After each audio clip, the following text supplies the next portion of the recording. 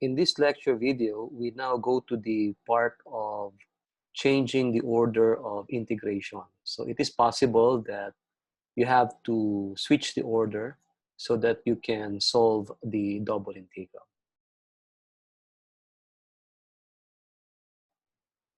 For example, let us consider this iterated integral. So we can see that the first integral that we solve is with respect to x. Now the problem is you have a function of x outside and you have another function of x. So we have x and cosine of xy. It will not be easy to evaluate this. However, if we change the order of integration and integrate with respect to y first, then that would be very easy because you just have a simple substitution, let u be xy, and then the x acts as a constant. So because of Fubini's theorem, and since our function x cosine xy is continuous everywhere, then we can apply the result of Fubini's theorem, being that the region for integration is a rectangular region. So according to the theorem, we can switch the integrals. So the inner integral now becomes the outer integral, and the outer integral becomes the inner integral. And we can now evaluate this with respect to y. And the result will be the same. So doing that, we can let u be xy and du is x dy. So that accounts for the x here and the dy there. We can also change the limits when y is 0, then u is x times 0, which is 0. And when y is 1, we get u is x times 1, which is x. So we can now rewrite the integral in this form. And integrating with respect to u, we get sine u evaluated from 0 to x. And this simply becomes sine x. And then we integrate with respect to x, we get negative cosine x from 0 to pi. And that gives us 1 minus negative of negative 1 minus 1. And this is positive 2. So we see then that switching the order of integration is sometimes necessary to evaluate the iterated double integral. Now the question is it that simple? Do we just arbitrarily switch the positions of the integrals? Let's look at the next example. So here, we can see that the order of integration is we start with x first. But that is really a Herculean task because we have e to the x squared. So how do you integrate with respect to x? However, if we integrate with respect to y first, that would be very easy because you just introduce a y in the antiderivative. So do we just switch the integrals? Is this okay? We just switch the integrals. Now, something is really wrong with this one. Firstly, because the integral on the left gives you a real value because the outer integral is a definite integral. So the result is a real number. However, the integral on the right will give you a function in terms of y because the lower limit here is in terms of y. So the right side here is not a real number. Rather, it is a function. So from there, we can see that this is wrong. Okay, so you don't just switch the integrals. You can do that if you are dealing with a rectangular region wherein all the limits are scalars. But if one limit is a function, then you don't simply switch the integrals. So what we do is we have to look at the region itself.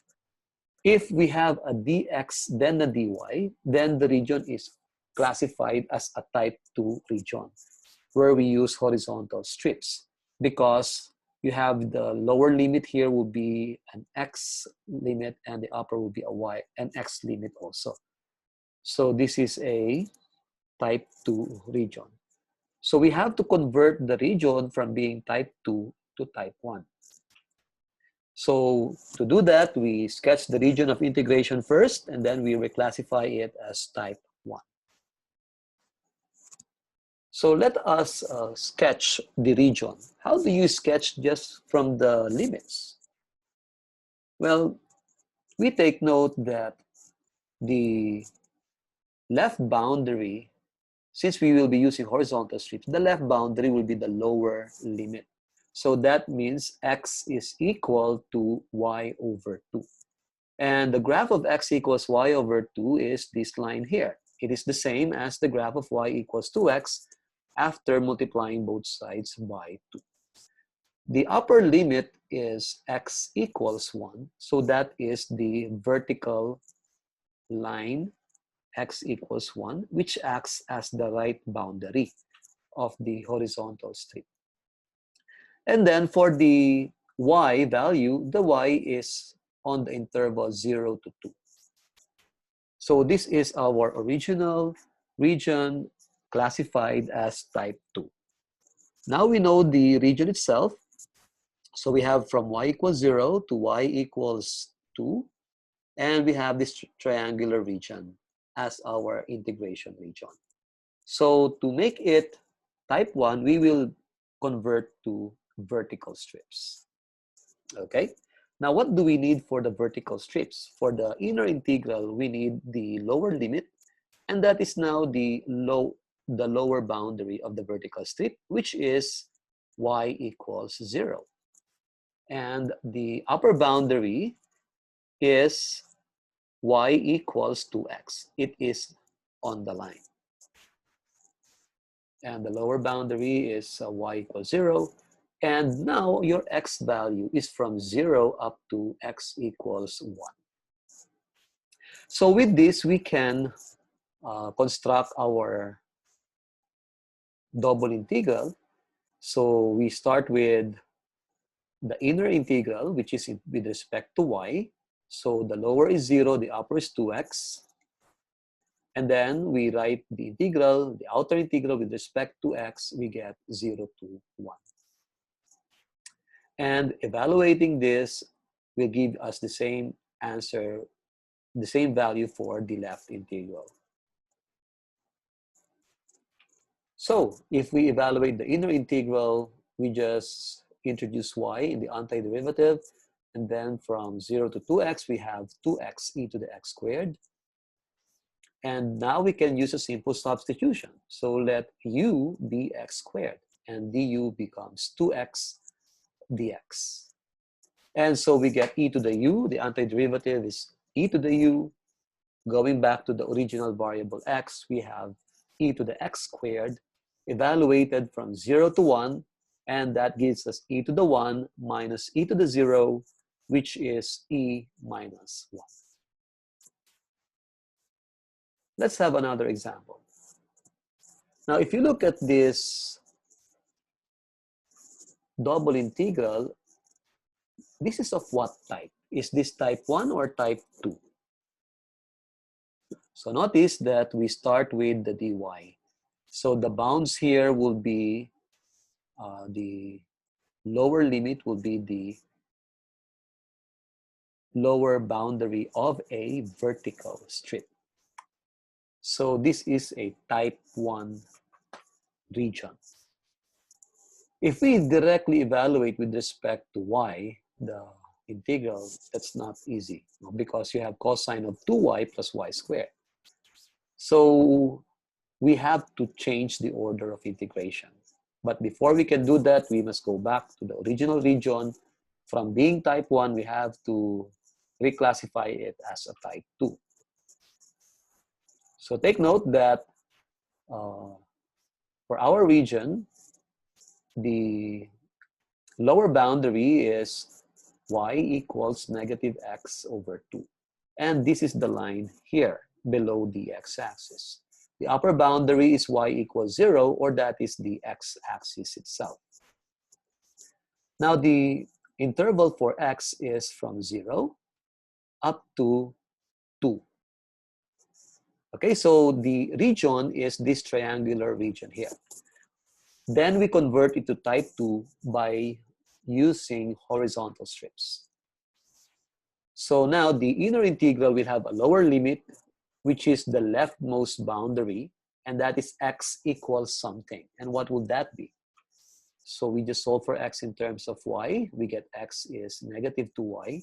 That becomes our lower limit.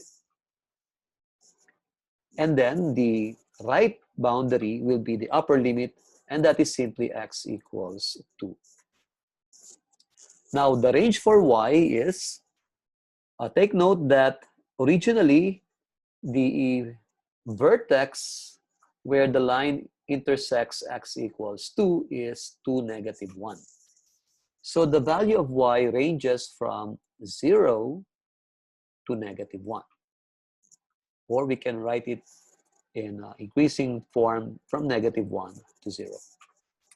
So we can now rewrite our double integral as a type 2 integral. So we have dx first. So for the dx, we use lower is negative 2y, upper is 2. And then for the dy, we have negative 1 to 0. And then evaluating this, integrating with respect to x, we just introduce x in the antiderivative. And then from negative 2y to 2, take note we can factor cosine of 2y plus y squared. So we get 2 plus 2y times cosine of 2y plus y squared. Here we can use a simple substitution. Let u be 2y plus y squared. And so du is 2 plus 2y, which is the factor that we have. So we just get the antiderivative of cosine u, and that is sine u, or that is sine of 2y plus y squared. Evaluated from negative 1 to 0, and we get sine 0 minus sine of negative 1, which is sine of 1. Okay, so we see that it is sometimes necessary to change the order of integration if the region is a rectangular region. We can just apply Fubini's theorem. However, if the region is not a rectangular region, we have to change the type of the region. If it is type 1, we have to change it to type 2. And if it is a type 2, you have to change it to type 1. The skill that you must develop here is to know how to graph the region just by using the limits of your double integrals. That's the important thing there. Okay, so that ends our lecture. We have some exercises. So I will give you some time to solve this. You may want to pause this lecture video as you try to answer the exercises.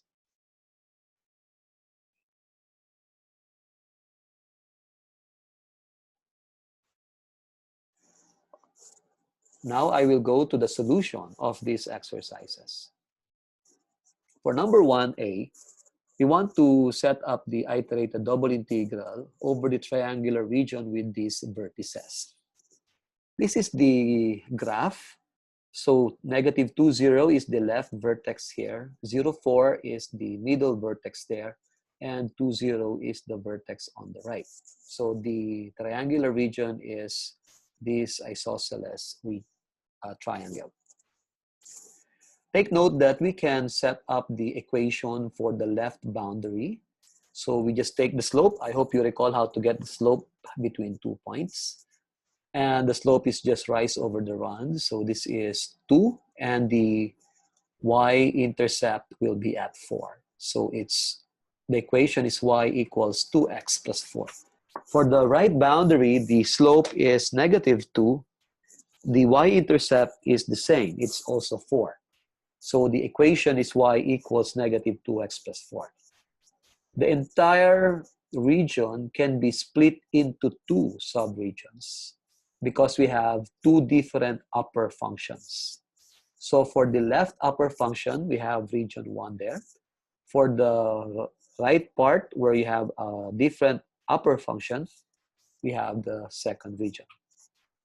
We can look at this as a type 1 region. So unless otherwise specified, the default is if it looks type 1, then it is type 1. Okay?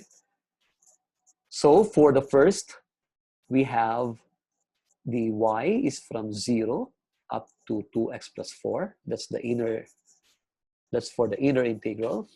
And the x is from negative 2 to 0. For the other one, it is from 0 to negative 2x plus 4 for the inner integral, and the outer is from 0 to 2. Okay? So this will give us the equivalent iterated double integral for this double integral over R. Let us go to 1b.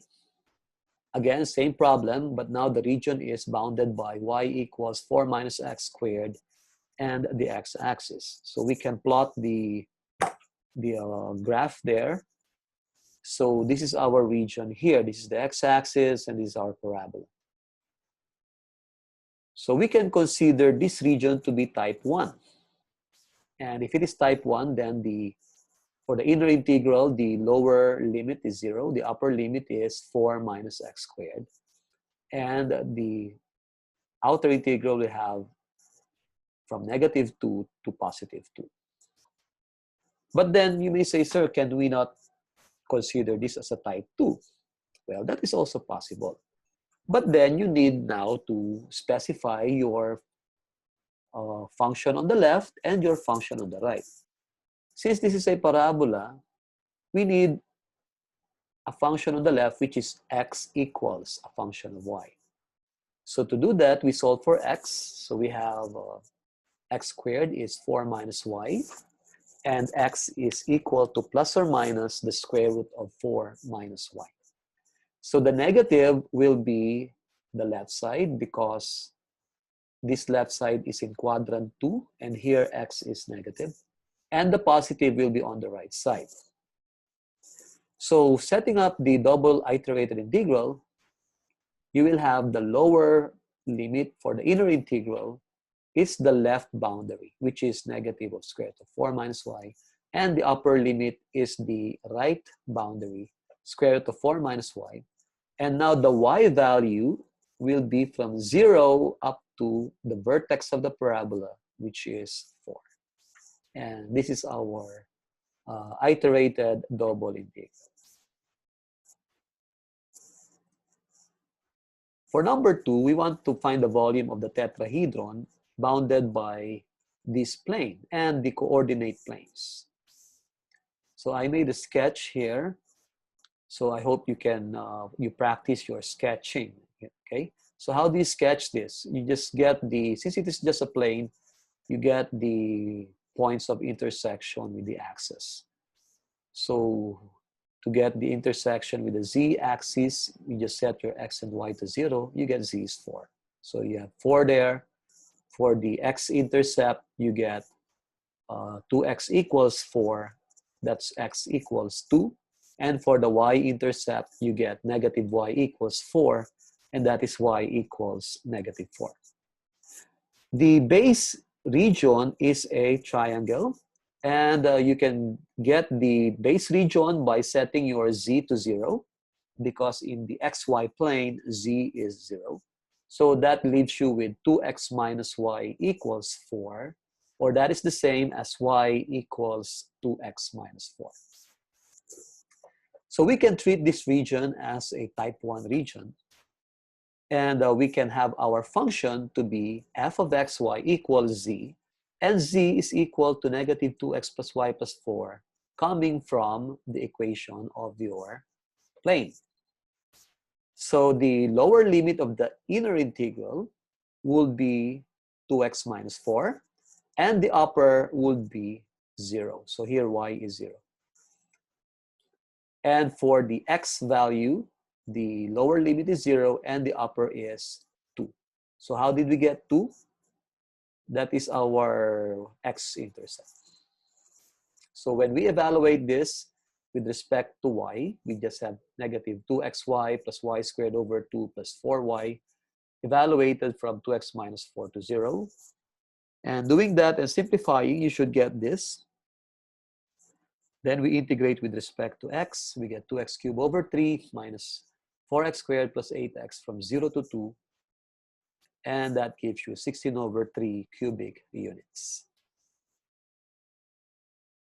Lastly, we want to evaluate this double integral by reversing the order of integration. Take note that even if the phrase reversing the order is not mentioned, just by inspecting the integrand, we can see that it's not very easy. It's not even easy to integrate with respect to x first. So we really need to do a change in the order.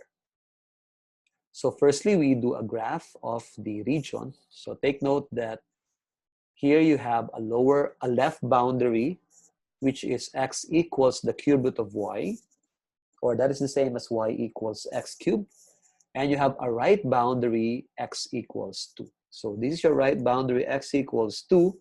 This is y equals x cubed, or x equals the cube root of y.